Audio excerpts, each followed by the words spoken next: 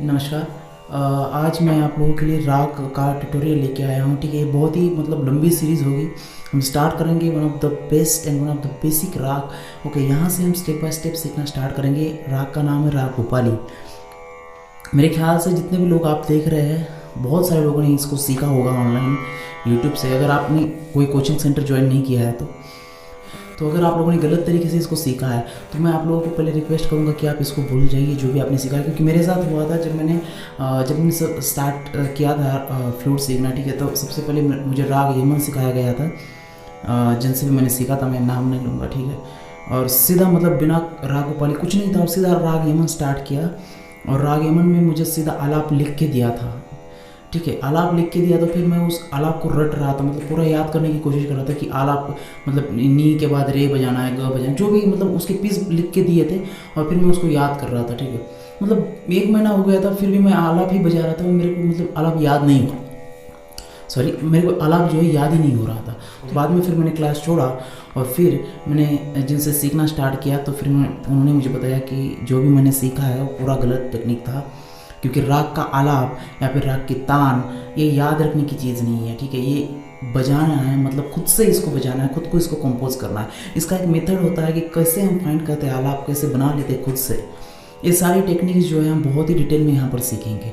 तो सबसे पहले अगर आपने भी इस तरीके से राग सीखा है, अगर आपको किसी ने तो लिख के दिया है और आप वही आलाप बजा रहे हैं, अगर आप खुद का आलाप नहीं बना पाते, अगर आप खुद का तान खुद से अगर नहीं बना पाते हैं, ठीक है, अगर आप खुद से झाला नहीं बजा पाते, अगर आप खुद से जोड़ आलाप नहीं बजा पाते, तो इसका ये है कि आपने राग जो है सही तरीके से नहीं सीखा है। क्योंकि राग रटना नहीं है, राग समझना है। ठीक है, राग को समझने के लिए राग के कुछ इम्पोर्टेंट, हर एक राग के कुछ स्ट्रक्चर्स होते हैं, कुछ चलन होते हैं। ठीक है, ये हमको समझने बहुत ज़रूरी होते हैं। तो सबसे पहला आज का इंट्रोडक्शन का उद्देश्य यही है। अगर आपने इस तरीके से रटने वाला राग सीखा है तो आप कृपया करके उसको भूल जाइए। ठीक है, तो आज मैं आपको बताऊंगा कि राग के कुछ इंपॉर्टेंट रूल्स क्या होते हैं। जब भी राग हम सीखते हैं तो सबसे इम्पोर्टेंट राग में होता है राग का वादी स्वर, संवादी स्वर। ठीक है, बहुत ही इंपॉर्टेंट है। इसका यूज़ क्या है ये हम नेक्स्ट लेक्चर में देखेंगे। सेकेंड इंपॉर्टेंट रूल होता है राग का न्यास जो है वो कहाँ पर है। राग के न्यास के स्वर जानना बहुत इंपॉर्टेंट है। अगर आपको राग के न्यास के स्वर अगर पता नहीं है तो बहुत ही सीखने का यूज़ ही नहीं है जो आप सीख रहे हैं। ठीक है, तो राग के न्यास का स्वर बहुत ही इंपॉर्टेंट पार्ट है। उसके बाद आता है राग का प्रधानता क्या है। राग पूर्वांग प्रधान है कि उत्तरांग प्रधान है। राग अगर पूर्वांग प्रधान है तो राग का विस्तार मैक्सिमम टू मैक्सिमम 90% राग का विस्तार जो होगा वो लोअर ऑक्टेव से लेकर मिडिल ऑक्टेव में होगा। अगर राग उत्तरांग प्रधान है तो राग का विस्तार जो है मैक्सिमम वो मिडिल ऑक्टेव से लेकर हायर ऑक्टेव में होगा। तो ये सारे रूल्स होते हैं और इन रूल्स को याद रख के आलाप हमको खुद से बनाना होता है। ठीक है, तो आलाप ऐसा नहीं कि किसने रट के लिख के दिया और आपने याद किया। That is one of the worst method guys.